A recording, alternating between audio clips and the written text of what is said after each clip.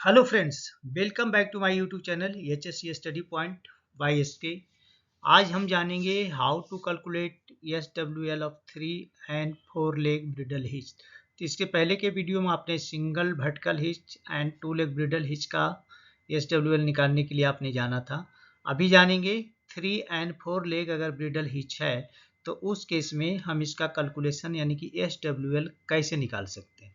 तो चलिए हम उसका फॉर्मूला पे विचार करें। पहला SWL 3 and 4 leg bridle hitch निकालने के लिए क्या करना पड़ेगा हमको। यहाँ सबसे पहले आपको SWL of single vertical hitch निकालना पड़ेगा। तो SWL of single vertical hitch यहाँ पे आपने निकाल लिया। उसके बाद H डिवाइडेड बाई L और इंटू N देना है। H है जो स्लिंग की हाइट है, L है जो स्लिंग की लेंथ है, N है जो नंबर ऑफ स्लिंग कितने लगे हुए हैं अटैचमेंट में वो जानना है। तो यहाँ पे सबसे पहले सिंगल वर्टिकल हिच निकालने के लिए आपको करना क्या पड़ेगा कि यहाँ पे जो आपने लिखा है SWL सिंगल वर्टिकल हिच, तो इसका फॉर्मूला क्या होता है। तो इसका फॉर्मूला निकालने को होता है breaking strength of the sling and divided by factor of safety. तो वायर ऑफ स्लिंग का फैक्टर ऑफ सेफ्टी कितना होता है, 5 होता है। दो केस में होता है, एक 5 होता है जनरल और एक होता है अगर उसी स्लिंग का इस्तेमाल करके अगर आदमी को उतारना है, ह्यूमंस को उतारना है, तो उस केस में उसका होता है 10। ये ध्यान रखेंगे।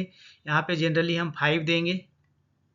अब यहाँ पे कुछ चीज़ों का ध्यान क्या रखना है कि फॉर्मूला आप जान लिए, ध्यान ये रखना है कि इन केस अब यहाँ पे क्या है, एन का मतलब है नंबर, यहाँ जो एन दिया है इसका मतलब नंबर ऑफ ब्रिडल हिच कितने हैं, यानी नंबर ऑफ स्लिंग कितने हैं।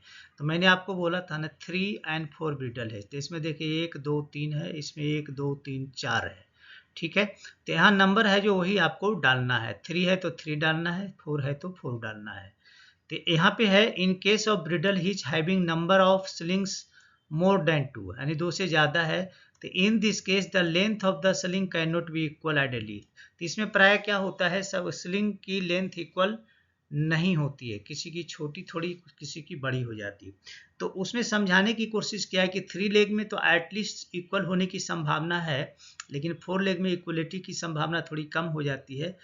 तो उसमें क्या करना था, इसका मतलब है कि 10 द लोड में be carried by 2 shorter leg, यानी दो दो दो जो छोटा स्लिंग है उससे है जो लोड को कैरी किया जाता है। बाकी जो अदर 2 लेग बचते हैं वो बैलेंसिंग का काम करता है।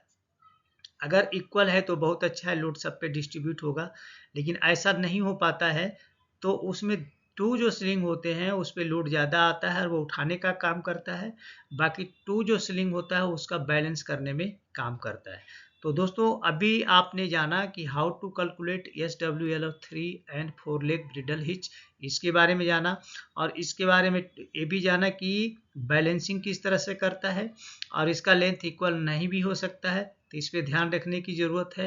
यहाँ फार्मूला में आपने देखा SWL of sling vertical hitch into H by L into N, जहाँ L है जो नंबर ऑफ स्लिंग को डिनोट्स करता है, H है जो स्लिंग कितनी हाइट्स पे हुक के साथ लगी हो उसको डिनोट करता है, और L हो जाए स्लिंग की लेंथ कितनी है, ये है जो डिनोट्स करता है। तो आशा करते हैं आप इस फॉर्मूला को समझ गए होंगे। तो चलिए मैं आपसे यहाँ पे रिक्वेस्ट करूँगा, अगर आप हमारे चैनल पे नए हैं तो प्लीज़ चैनल को सब्सक्राइब करें, दोस्तों में ज़रूर शेयर करें और बेल आइकन को ऑल पे सेट कर लें ताकि हमारे जितने भी वीडियो रिलीज हों उसका नोटिफिकेशन आपको टाइम से मिल जाए। तो चलिए मिलते हैं आपसे नेक्स्ट वीडियो में, तब तक के लिए जय हिंद, वंदे मातरम।